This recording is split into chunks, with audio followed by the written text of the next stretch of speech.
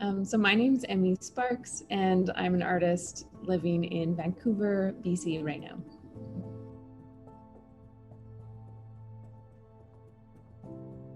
So when I describe my practice and the overall ideas that continue to come into play, I often start by saying that my work is kind of rooted in this place of mixed emotions.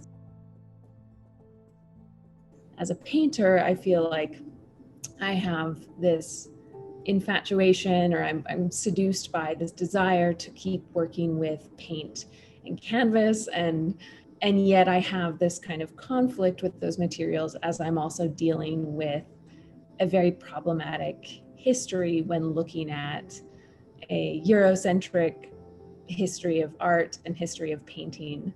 Coming from that place of mixed emotion, I'm quite interested in how I am complicit within that history, kind of preserving it in a way, and then working to also reform it. It really feels like I'm often in conversation back and forth with a voice before me, which I think all painters kind of feel all the time in their practices, that they're conversing with many voices. And I don't know if that conversation is always pleasant as well, right? I think that there can be a lot of tension there and a lot of complicated emotions in that conversation. So for the painting, He Said, She Said, it felt like a bit of an illustration of how I bring historical references into all of my work. I'm in this kind of flipping back and forth conversation of me versus them for this painting, for the whole process of making the painting, until this transformation takes place and the images become their own thing.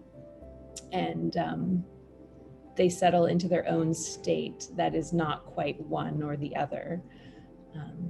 So I guess it leads back to that idea of the binary and kind of like finding a middle ground, a kind of murky in-between space. And I think that He Said, She Said is kind of a nice example that represents a lot of what I do in my overall practice of working in those in-between spaces.